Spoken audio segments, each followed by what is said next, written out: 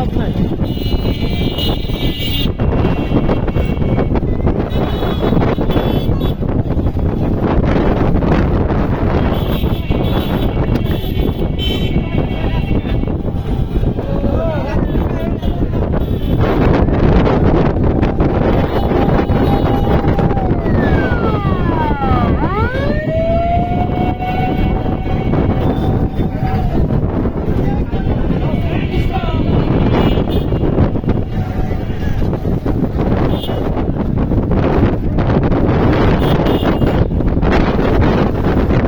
এই যে দেখা যাচ্ছে যাত্রাবাড়ি থানা।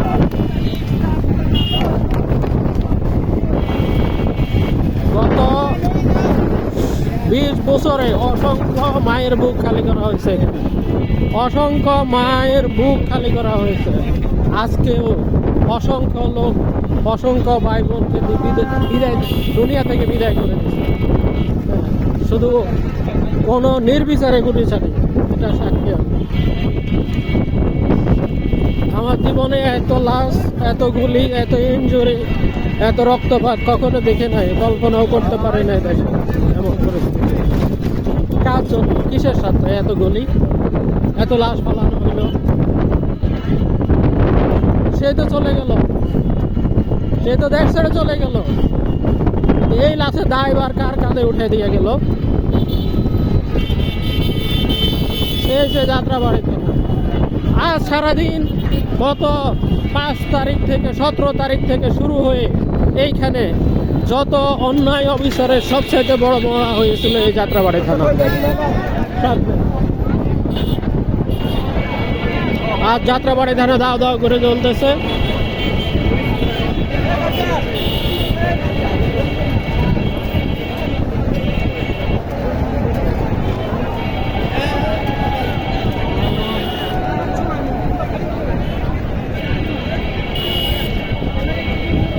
এটাই সেই যাত্রাবাড়ি থানা। তারা প্রতিরক্ষা ব্যুহ স্থাপন করেছে চারিদিকে, মানুষকে নির্বিচারে হত্যা করেছে, যাকে দেখেছে তাকে গুলি করেছে।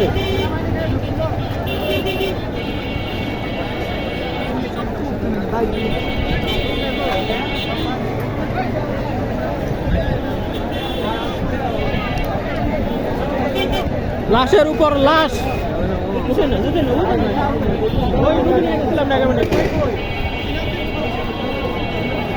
এখনো গুলি কর শব্দ শোনা যায়, এখনো গুলি করে। কত বড় সাহস!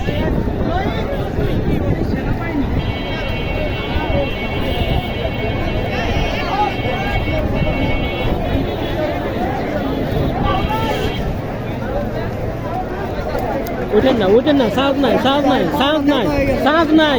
এ যাইতে পারবো না, এ লোকটা যাইতে পারবো না। ব্রিজে ডালে না, সাহস নাই তো বললাম তো, বুঝেন না? সাহস নাই, রুগী নিয়ে গেছিলাম, সাহস নাই। অনেক দূর করে আরে ধরে নিয়ে গেছিলাম। এই যাত্রাবাড়ি থানা আজ অসংখ্য লাশের উপর লাশ ফালাইয়া দিছিল। এমন নিজেকে কন্ট্রোল করে রাখতে পারি না, ধরে রাখতে পারি না।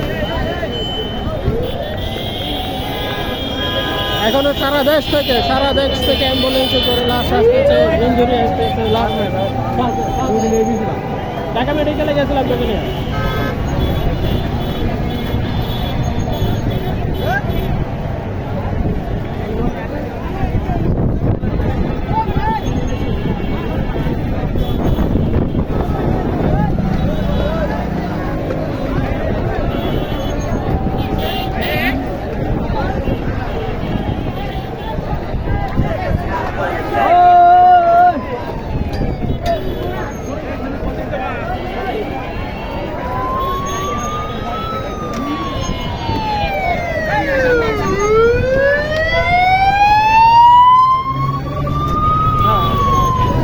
এখনো ইনজুরি আসতেছে, এখনো অনেক ইনজুরি আসতেছে, অনেক ইনজুরি, মেজর ইনজুরি।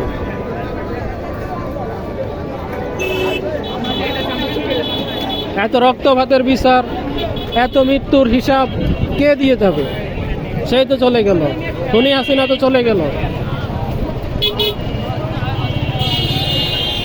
এই দেশ আবার প্রমাণ করলো এই জনতা আবার প্রমাণ করলো, এই ছাত্র সমাজ আবার প্রমাণ করলো, আমরা 1971 সনে পেরেছি, 52-তে পেরেছি, আমরা 69-এ পেরেছি, আমরা 2024-এ পেরেছি। যত বৈষম্য, অন্যায়, অবিচার, অত্যাচার, সব অন্যায় অত্যাচারের বিচার এদেশের মাটিতে হবে ইনশাআল্লাহ।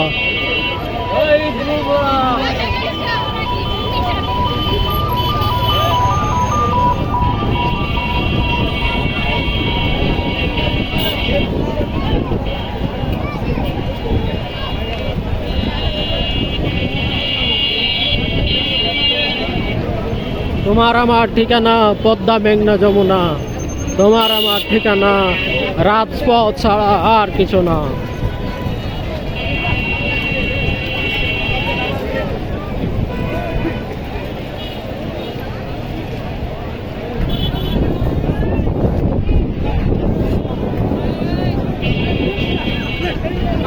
জনগণের লাশ, কত লাশ দরকার ছিল তার, এই জনগণ সবাই আজ ঘর থেকে বেরিয়ে এসেছে।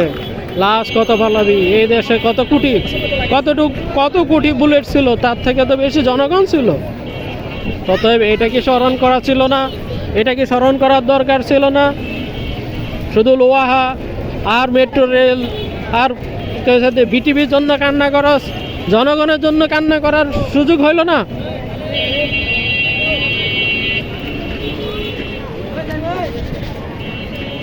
এই দেশের সরকারগুলা কবে জনগণের জন্য কান্না করবে? কোন সরকার এসে জনগণের জন্য কান্না করবে? আমরা এমন একটা সরকার চাই যে সরকার জনগণের জন্য কান্না করবে। নিজেদের পেট ফুর্তি নিয়ে বলে থাকবে না। গত 20 বছরে এই শাসক গোষ্ঠী তাদের পেট এত ভারী করছে যে এত ভারী পেট নিয়ে তারা এই জনগণের মুখোমুখি হওয়ার মতো অবস্থায় ছিল না। তাদের টাকা পয়সা ভারে তাদের পেট এত বড় হয়েছিল যে তারা নড়তে পারতেছিল না। তাদেরকে পরিবহনের জন্য একজনকে হেলিকপ্টার করে পরিবহন করা হয়েছিল।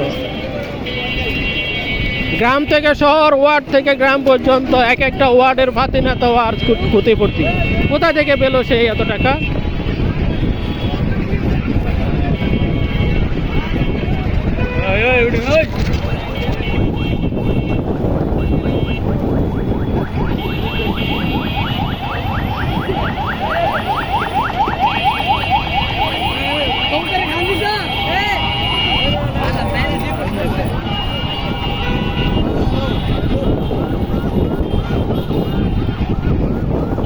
এখনো আসতেছে সারা দেশ থেকে অনেক ইনজুরি, শত ইনজুরি, অনেক লাশ আসতেছে ঢাকা মেডিকেলে।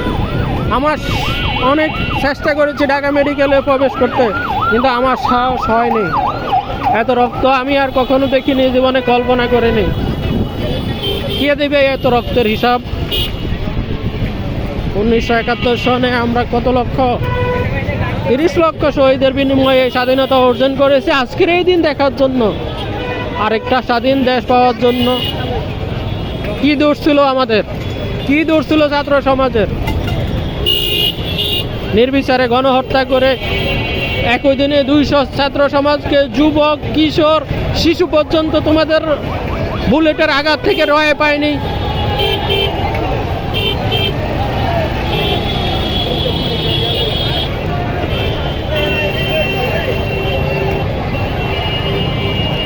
আজকের এই জনসমুদ্র, আজকের এই বাংলাদেশ কার বিরুদ্ধে রুখে দাঁড়িয়েছে? অন্যায়ের বিরুদ্ধে রুখে দাঁড়িয়েছে, অত্যাচারের বিরুদ্ধে রুখে দাঁড়িয়েছে।